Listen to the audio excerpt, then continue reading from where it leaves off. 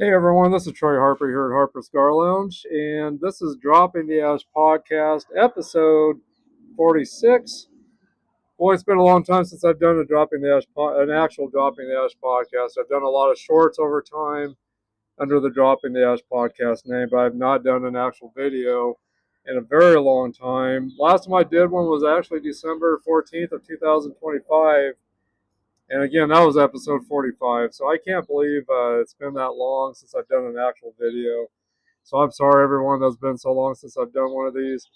But it's great to be outside, hanging out with you guys a little bit, and to do another Dropping the Ash podcast. So again, this is episode 46. Last one was episode 45 back on December 14th of 2025. And I've lost quite a bit of weight over the past 4 months or so. Went from 247, I'm down to 212 right now. Trying to lose about another 35 pounds or so. So anyway, today, before we get into our subject of what I'm going to be discussing, I am smoking this really beautiful Green Snake Lancero by the Boutique Cigar. This is again a Lancero 6.5 by 38. Just a beautiful Candela wrapper on the outside. And this was handcrafted in Esteli, Nicaragua. And this is a premium hand-rolled long filler cigar made by human hands over in Esteli, Nicaragua. So anyway, just a gorgeous, gorgeous cigar. I don't smoke a lot of Lanceros, but once in a while I sure like one. But anyway, the Bannon's got a green snake on there, as you can see.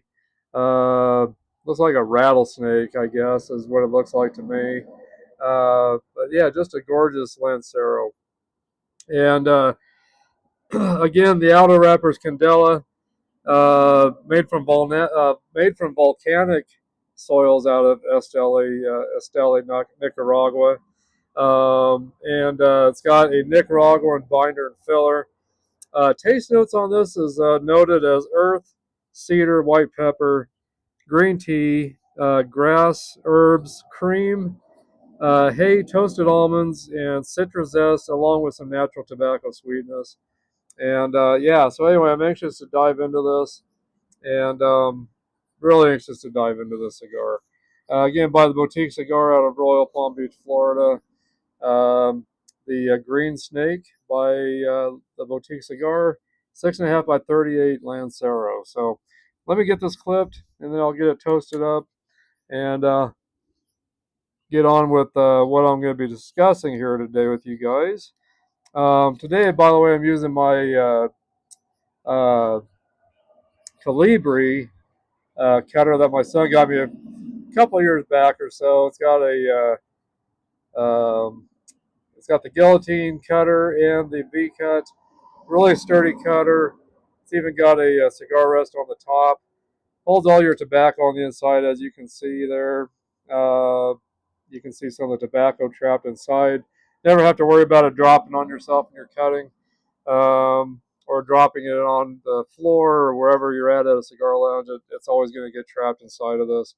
So it's just a very nice, neat way to keep your tobacco from going everywhere after you cut it.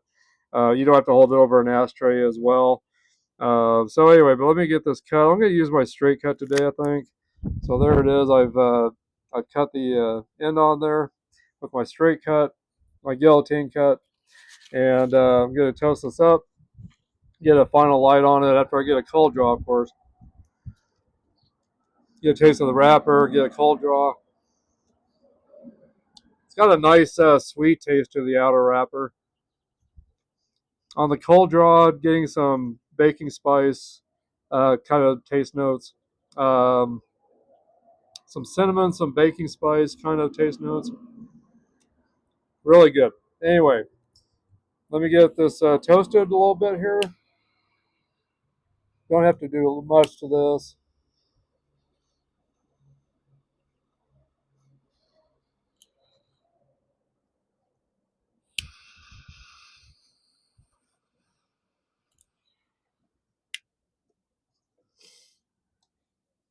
Nice draw, nice construction on this.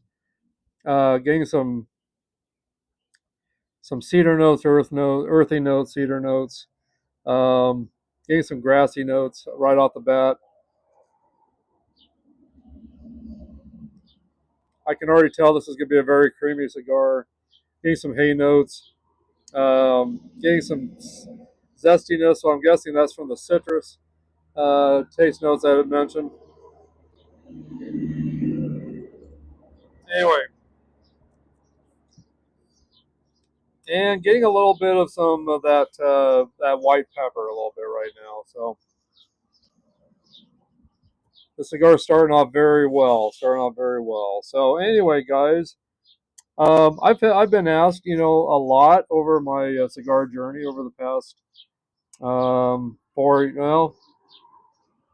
years now, about how I got into cigars. I get that asked a lot. So I think I've discussed this a little bit on my past podcast, which I've had so many done over the years. I'm not sure which episode it would have been, but I thought I'd go ahead and bring that topic up again of how I got into cigars. And I've got a really wild, crazy story of how that happened for me. But the day I got into cigars, the day I was introduced to premium cigars, was on April 24th of 2021 over in Dallas, Texas. Went down there. I was invited by a buddy of mine that moved to Dallas. I lived here in Kimball, Nebraska, where I live. We were in Rotary together. He was one of my liquor reps. He moved to Dallas to get involved with a company called Religion Tequila. And so he had been down there for, I don't know, 4 or 5 months or so. And then he started sending me some pictures. I mean, we'd been keeping in touch a lot, of course, but he sent me some pictures one day and said, "Hey, do these guys look familiar to you?" And I'm thinking, wow, how did you get a picture with these guys? Which I'm talking about Ed Too Tall Jones from the Dallas Cowboys, ex-Dallas Cowboy, actually going into the Hall of Fame this year. So congratulations, Ed Too Tall.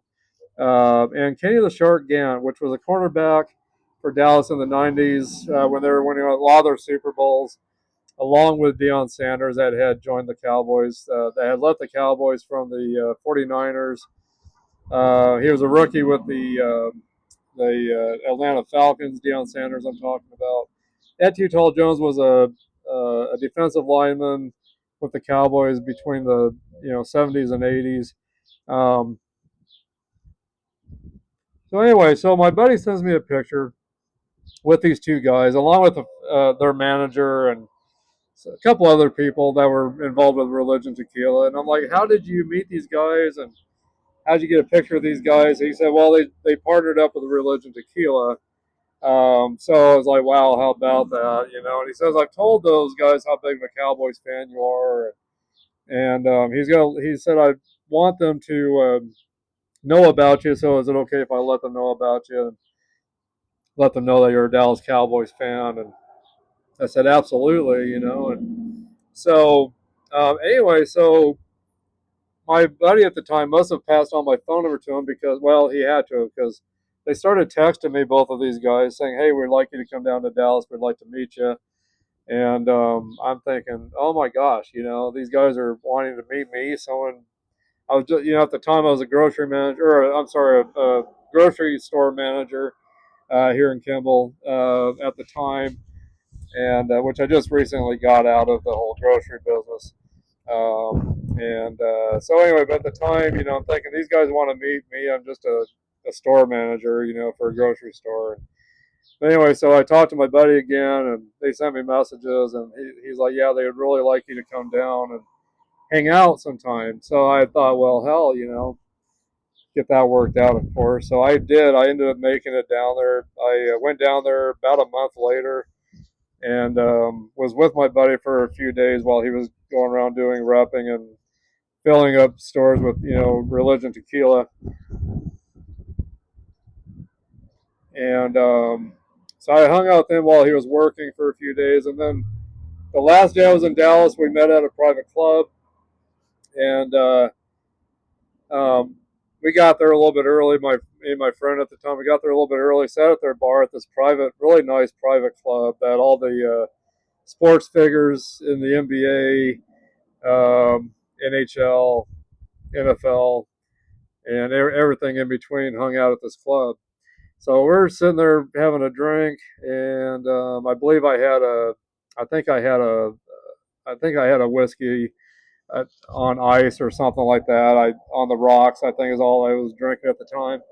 And here comes that Too Tall Jones walking in about an hour later after we'd gotten there, and just huge. This guy was just freaking huge, and I recognized him immediately. Of course, how could you not? And but anyway, so I'm sitting there listening to him talk to the people that were running this private club, and I'm sitting there with one of my Dallas Cowboys jerseys on and everything, and Ed comes walking over and says, "Hey, you must be Troy." And I'm like, "Yeah, Ed, I am." And I shook his hand and said it was a pleasure to meet him, and we started talking and got him a drink. And then shortly after, Kenny the Shark Gant walks in, and I go up to him, introduce myself, and we all sit down at this table, me and my buddy and these two guys. And then their manager walks in, and she brings me all kinds of stuff to take home to my son. Gosh, just all kinds of stuff that she brought for me to take home to my son. And so she was sitting with us, and Kenny the Shark Gant has his Super Bowl ring on. And I can't remember what Super Bowl it was in the 90s. It was Super Bowl 28, I want to say. Um, so anyway, so we're sitting there talking for a little bit, and Kenny the Shark Gant says, "Hey, would you like to wear my Super Bowl ring?" He goes, "I've noticed you eyeing it." And I'm like, "Yeah, I have been eyeing it. It's been hard not to look at that. I've always wanted to see an actual Super Bowl ring in person." And he goes, "Well, instead of just looking at it, why don't you wear it?" And I'm like, "No, no, no, Kenny, I cannot wear that ring. That ring I know is worth a lot to you. It's very valuable. I do not want anything to happen to it. I don't want to wear that and have something happen." He insisted on it. So I finally wore it, and I put it on, and I wore that the whole time we were meeting that day. And I kept trying to give it back to him. He wouldn't let me give it back to him at all. He told me to keep wearing it. "I'm not going to let you take that off. You keep wearing it." So I couldn't believe that I was actually wearing a Super Bowl ring from the Dallas Cowboys, my favorite team. The Super Bowls I had watched, and everything. And here I'm wearing one of those Super Bowl rings now. And I kept trying to give it back to him. He would not take it back. He says, "You just keep wearing that until we're done meeting today, until we're all done today, and then you can give it back to me." So I'm holding it like this, so the ring don't slip off my finger because it was bigger. It was way too big on my finger. But I kept holding my fist like this the whole time we met, so it wouldn't fall off my hand. And so we met. I took a lot of my Cowboys memorabilia. Um, those guys signed everything I took. I had a couple Dallas Cowboys mini helmets. I had football cards. I'm trying to remember what else I took. But Ed Too Tall Jones, I was showing Ed Too Tall Jones my Tops uh, Dallas Cowboys set that I had gotten over time as a kid. Finally got the whole set of the Dallas Cowboys from the 1977 Tops card set. Buying all kinds of wax packs at the time they called it, and trying to get all the Dallas Cowboys cards. Doing some trading with my friends to get the Dallas Cowboys cards I wanted. And so, of course, 1977 was a big year for Dallas. They went to the Super Bowl that year and played the Broncos, which Dallas won that. Um, and so Ed Too Tall Jones was looking at my card set. He goes, "Hey, you wouldn't mind if I took these cards with me, would you? Would you let me have these to take with me?" And I'm like, "Oh, no, Ed." I said, "Oh my gosh, I've had these ever since I've been a kid." But I said, "If you really want them, you can have them."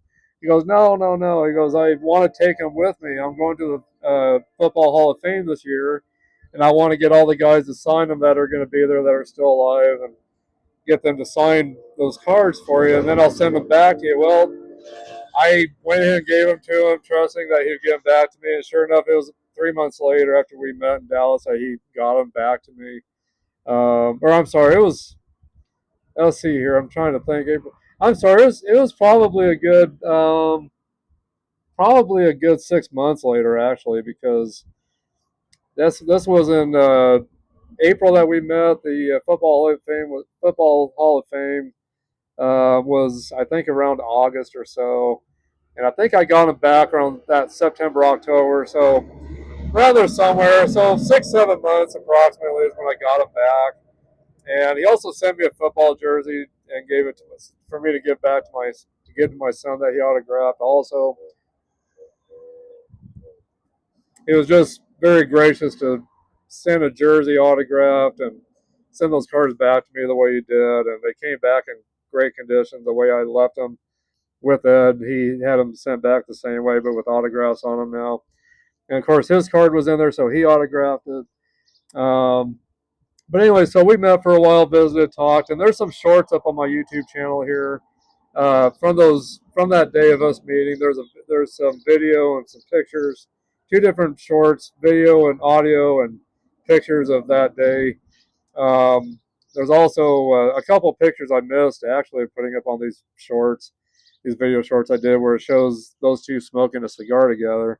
But anyway, so we were inside for a while. They were like, let's go out on the deck and hang out a little bit. It's nice out. And they had these black travel boxes, these small travel boxes. I wasn't sure what they were.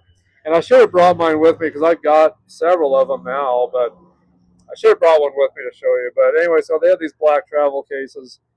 Didn't know what they were that they had with them the whole time. But they carried them outside with them when we went outside. They opened them up, and there's all these cigars in them.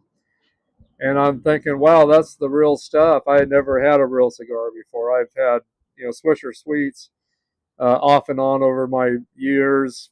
From the time I was early 20s up through, up until then, when I met up with these guys, I had maybe smoked a Swisher Sweet off and on. And, when it was my birthday, if I went camping with my friends, which was, maybe one or two a year of having a Swisher Sweet. So, of course, they asked me if I'd ever had a cigar before, and I'm like, no, I've never had a real cigar. I've had Swisher Sweets, which I guess in my eyes it was a real cigar. That was like living the high life, having a cigar and a drink when I went camping around my birthday. That cigar was building up some nice ash, by the way, just so you. Oh, trying to find the camera. There we go. Building up some nice ash there, and got a pretty good burn line on it, actually, guys. Um, but anyway, so I told them I'd smoke Swisher Sweets off and on, or told both of these guys I'd smoke Swisher Sweets. It was actually Kenny, the short gant, that asked me if I'd ever had a real cigar before. And I told him no, I just had Swisher Sweets off and on. And so anyway, so he said, here, try this. And so he handed me a Fat Bottom Betty, Drew Estate Fat Bottom Betty by the Deadwood Tobacco Company. And so I had told him, wow, how do I do this? So they actually, told me how to clip it and light it and all that. So I did. And it was a great cigar. It really, and, they gave me the Fat Bottom Betty because it was a sweeter cigar with some, with some full body to it, but sweet. It had a sweet tip.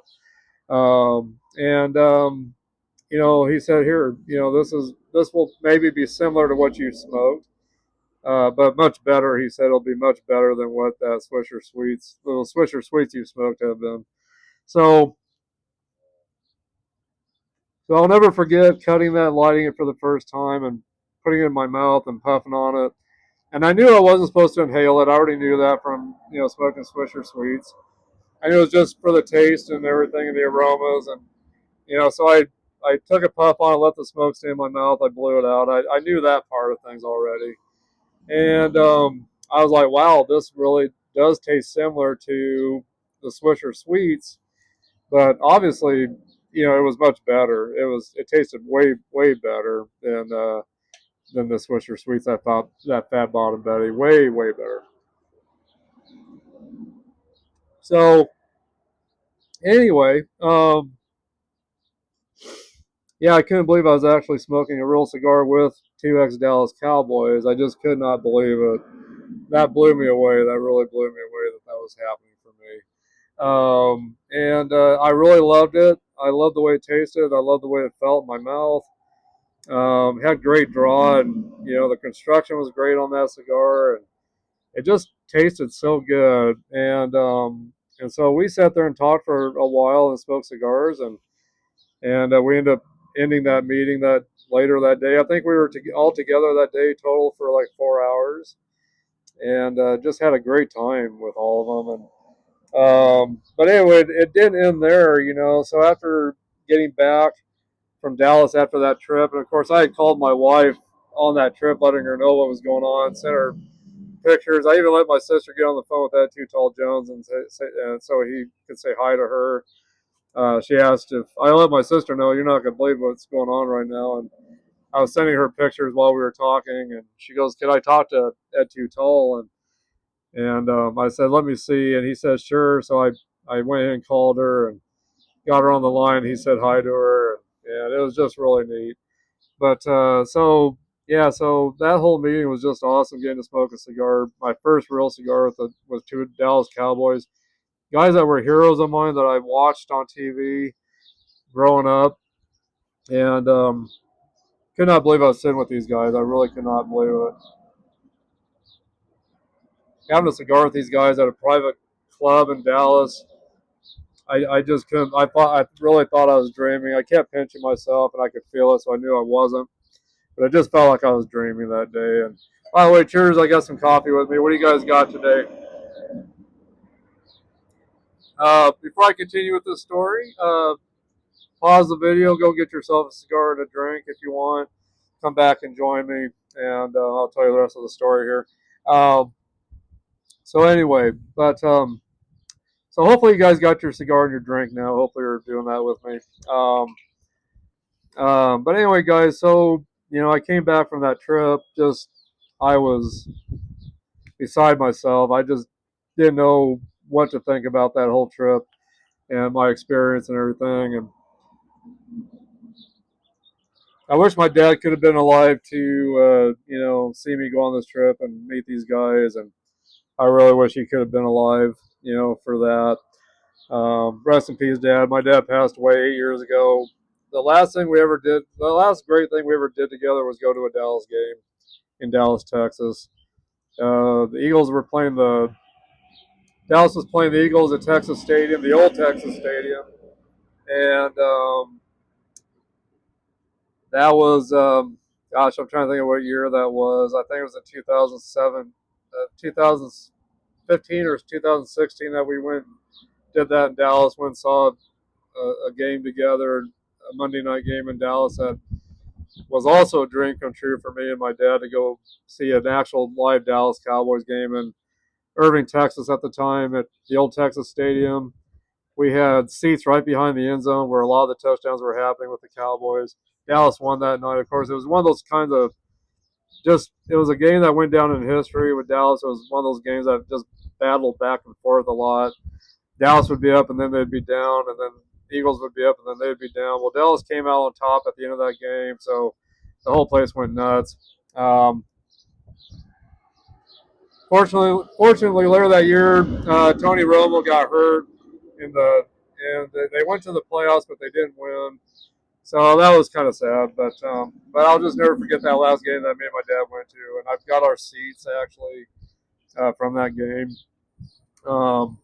So anyway, but got back from that Dallas trip. Back to my story. Got back from the Dallas trip and talking to my wife more about it. And a little bit later, Father's Day came around. I had a really rough week at work with inventories, and we had all of our greenhouse stuff come in. I was doing produce, doing freezer, doing everything else, that I had to do to keep the store running. Having to deal with greenhouse, stuff coming in, having to inventory that on top of everything else around the store is one of our really big inventories. But got through that whole week, and I told my wife, I was like, man, I really loved having one of those cigars down in Texas, but I gotta go find some Swisher Sweets, get a little bit of wine or something, and sit out here on the porch and have some wine and Swisher Sweets. So I went up a couple blocks up from here, and at the convenience store they had some Swisher Sweets.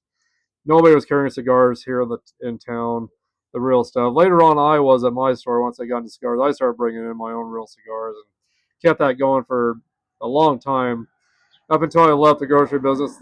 Still has cigars at the store, but that's another story for another time. But anyway, so I went up the couple blocks up, got Swisher Sweets at the convenience store. Luckily, they had some.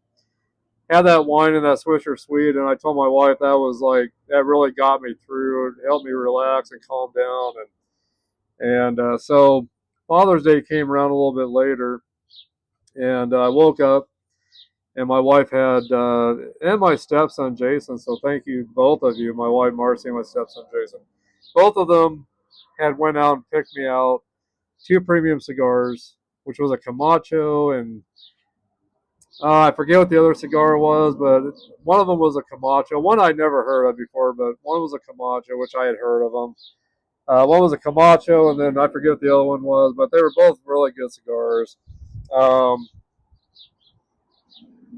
they had a cigar cutter, a cigar lighter, had this here, some outside ashtrays, um, which I've got so many different ashtrays now over time, but got me these, got me a desktop humidor, really nice little desktop humidor that's held around 50 some cigars. So got me that, and then 2 days later she had got me some books that came in the mail from Amazon, some cigar books to read about. So the whole works I got. So, then later on, my wife started a cigar lounge in the basement for me, and that's how these podcasts started. I was just sitting in my lounge one day and downstairs thought, hey, I wonder what it'd be like to see myself talk about cigars and music and sports, whatever's on my mind, and maybe put that up on YouTube to see how it does. Well, I did, and it went really well, actually. And now here I am, still doing podcasts and doing many more, actually, than what I started out with. So, but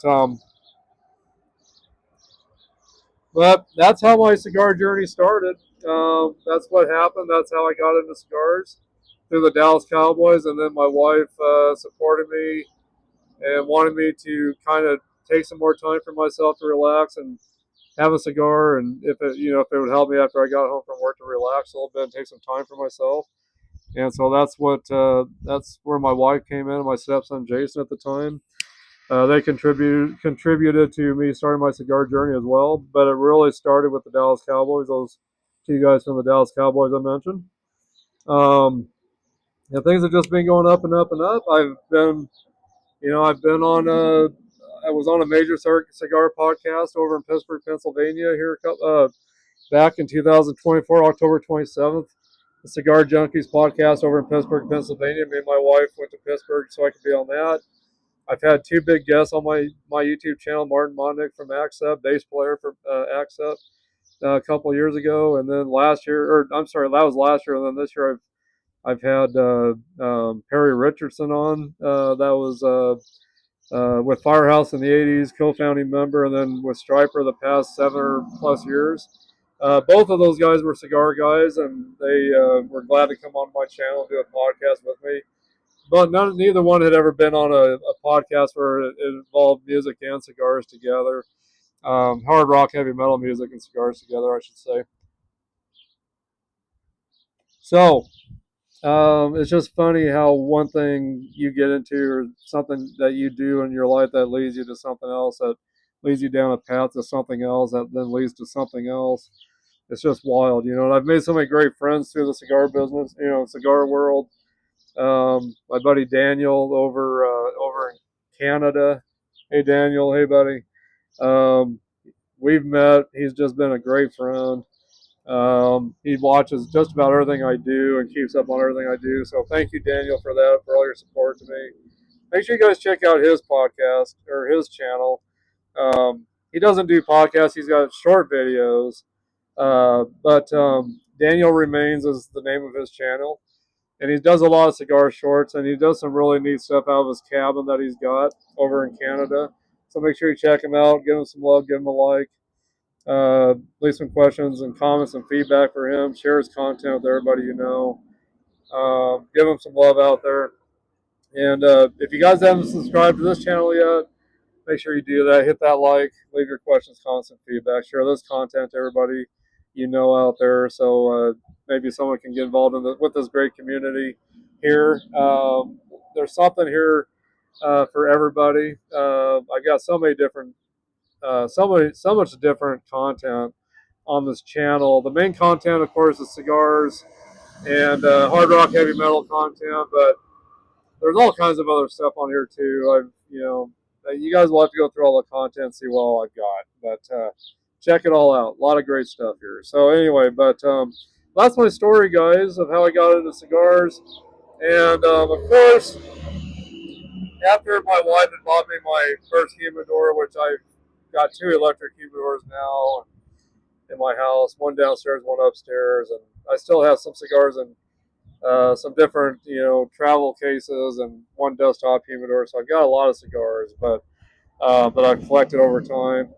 But when my wife got me that cigar, travel, or no, I'm sorry, not the travel cigar case, but the desktop humidor, I knew I had to start filling it up and try different cigars and see what I really liked.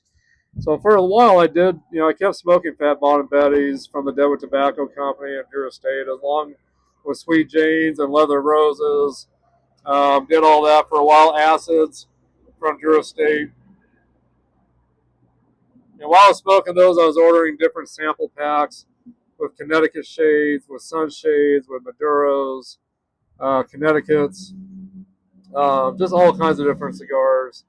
All kinds of different stuff I was trying, and I really come to find out that I really love like the more bold, full strength cigars that are very peppery, that have a lot of dark chocolate taste notes, a lot of spice, dark roast coffees, all that stuff. I really loved all those more full strength cigars that had more bolder taste notes. So that's what I really found out that I loved overall, and I've discovered Candelas over time and all kinds of different stuff I've tried that I really like. So the Maduros are my number one, but I really love a lot of different stuff over time. I really decided that there's a lot of different stuff I really like, but Maduros will always be my number one. But I started studying up. I started getting on YouTube here, listening to Tim Swanson from Cigars Daily, learning from him, learning from other guys in the business out there. And by the way, I do want to give a shout out to Cigar Brother here on YouTube, another guy that I really love to watch when I get the chance, and he stays in touch with me. And Daniel Ravanelli with the 505 Cigar Review over at Cheyenne, Wyoming. He's got a great cigar show that he does every Monday live, every Monday.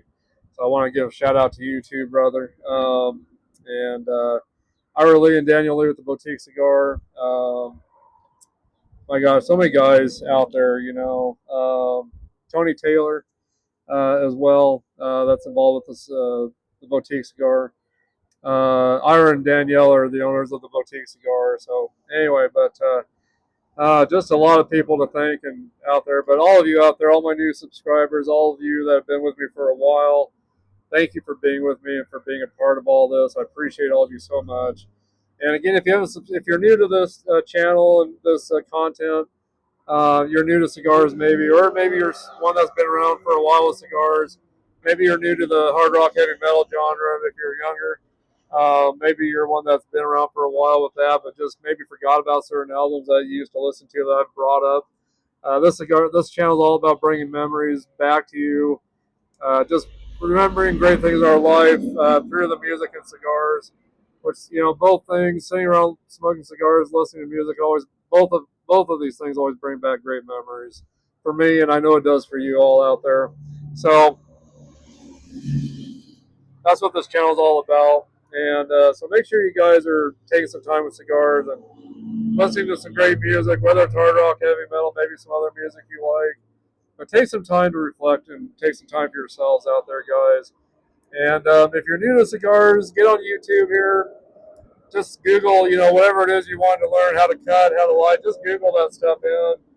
and you'll see all kinds of stuff come up. But Tim Swanson was my biggest inspiration and teacher in the beginning of me learning cigars and learning how to, deal with cigars and how to take care of them the right way.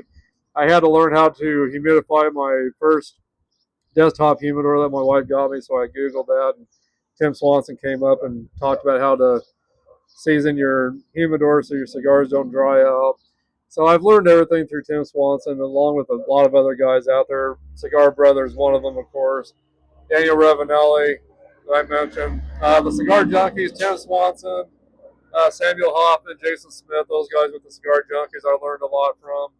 So I've just learned a lot from a lot of people over time. But anyway, guys, if you have any questions about cigars, anything you want to know about cigar tips, anything you're wanting to know, make sure you message me in the comment section. I'll make sure I respond back to you quickly. But you guys stay in touch with me. I'll stay in touch with you. I want to know how you're doing. Let me know in the comments how you got into cigars yourself. How did your cigar journey start? Who taught you how to get into cigars? Or who was your biggest influence? Who got you into cigars? Who did you learn from? Let me know all those things, guys. And let me know what cigars you love, what you started out with, what music you love, that you love to smoke cigars to. Whatever it is, just let me know everything about you guys. I appreciate it. But, guys, I've enjoyed this time with you. I'm going to give the cigar probably a 90, probably a 96 rating right now. It's doing very well overall. Um, I've got to do maybe one relight or a couple of relights, a touch up here I've got to do, but the draw construction's great. The cigar tastes just awesome. Um, it's got great draw, great construction again, like I said. It's got some great aromas from the smoke. Some kind of cedar, maybe some cooking spice kind of aromas in the air. Um, but again, smoking the TBC green snake Lancero 6.5 by 38 with a Candela wrapper, and it's got a rattlesnake on the front. I believe that's what it is. Either that or a python, one of the two. But it's got a green snake on the front. It says the TBC, the green snake on there. So, and again, handcrafted in Esteli, Nicaragua. Premium hand rolled, long filler cigar with a Candela wrapper, made from volcanic soil out of Esteli, Nicaragua. And it's got, Nicaraguan binder and filler. And earth taste notes is earth, cedar, white pepper, green tea, grass, herbs, cream, hay, toasted almonds, and citrus zest. That's the taste notes that was noted on this, which I'm getting a lot of it.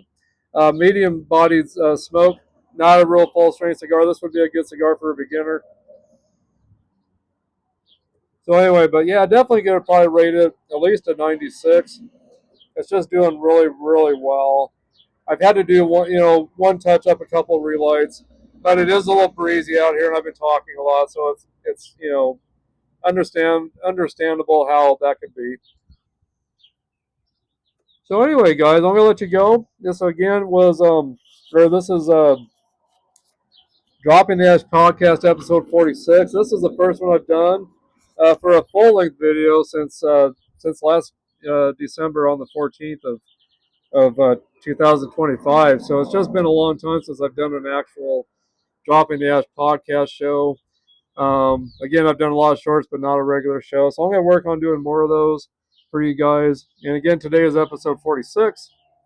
So I've done a lot of these over time, of course, but I need to get more of these in for you guys so I can discuss more cigar tips and cigar knowledge and just cigar stories, whatever the case is. So I look forward to doing more of these. I plan on doing more of these and doing them more regularly. So, but guys, I appreciate all of you so much for all your support to me, and I hope you guys have a great rest of your day. Cheers to you, and cheers to you. Keep rocking out there. Keep smoking great cigars. Stay healthy, guys. Take care of yourselves. Stay in touch with me, please. Let me know everything about you, how you're doing. Let me know if you're new to this channel and what you're into for cigars and music. Just let me know why you're here, and I'd sure love to hear from you guys. But I'll see you guys later. Again, subscribe, like, leave your questions, constant feedback, share this content with everybody you know. Get them involved in this great community of headbangers and cigar smokers, and let them know about this channel, guys. And keep this channel going strong. And we're up to 850 members now, maybe a little more than that. I haven't looked, but around 850 members. So I appreciate all of you guys that have been subscribing over this past month. 150 subscribers over the past month or so, or actually not even quite a month yet. So I've been getting a lot of new followers. So thank you to all of you out there. I appreciate all of you. You guys are awesome. Keep rocking. Again, keep smoking those great cigars. And if you're not into cigars, you're still welcome to be a part of this channel, of course. But anyway, it's just great to have you guys here. I appreciate all of you very much. Anyway, guys, I'll see you soon. Again, Dropping the Ash podcast, episode 46. Here at Harper Cigar Lounge. This is Troy Harper, and I'm signing off. I'll see you guys soon. Bye-bye.